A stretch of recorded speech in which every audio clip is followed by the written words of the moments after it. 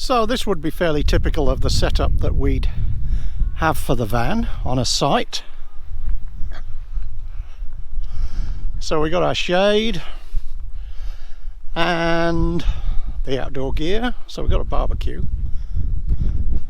And then one thing that we've realised is definitely important is some additional fridge and freezer space.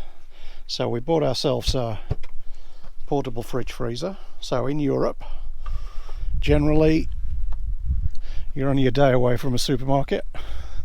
You can keep yourself stocked up, but in New Zealand, as we found, you can go 5 or 6 days without having a decent place to shop. And so we've got a small fridge freezer in the van, but it's just not big enough for us, so we've got that, which has made a big difference for us actually. So got the bike and the electric scooter on the back there, and because we're itinerants, we haven't actually got a fixed place of address. We've got a storage unit in Auckland, but that doesn't have everything in it, so we carry quite a bit of stuff around with us. So we've got a couple of extra bikes on the trailer here. So the trailer was purchased again about 6 months ago when we realized that we were trying to cram too much in and we couldn't get everything in. So just to give you some idea of what we've got in here, there's sort of my cycle gear, there's just bits and bobs, glue, tools, whatever. There's some cans and tins in there. There's Vassie's essential oils and potions.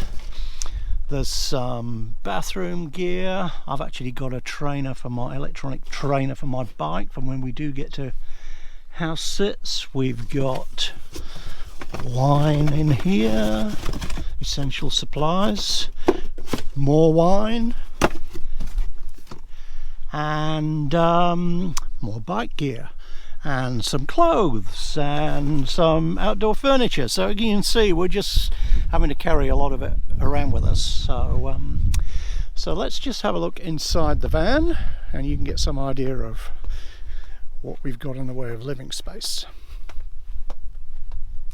So what's neat is the driver and the passenger seat swivel around, and we've got a dining table here that also doubles up as an interior office. We can swing that lower part of the table out to give some space for a table for the person sitting here, and there's some storage under here which is useful, and we've got the washing up facilities, and here's actually some kawa leaves that have been brewed to make a tea, which I shall be trying shortly. But it's called the New Zealand pepper tree, the kawa, and actually the aroma coming off that tea is quite peppery. It's incredible actually. And in here we have a toilet and a shower and a bathroom and a nice neat basin that comes down here. So they're pretty good at how they utilize the space. And back here, the bedroom area. So originally this van was set up with 2 bench seats that you could turn into a bed, but it was just too low.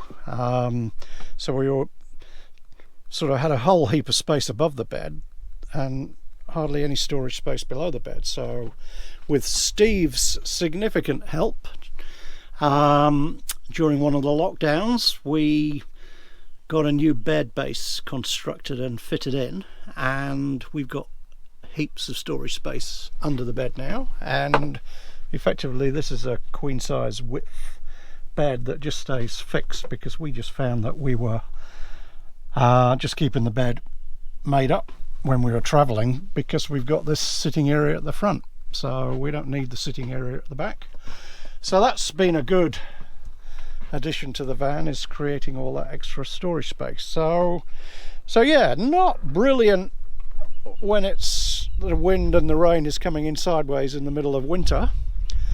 Then you really notice how small the place is. But when the weather's like this, it's really good, because you sort of double or triple the amount of space you've got by utilising the outdoor space, and we can do our exercises and stretches out here.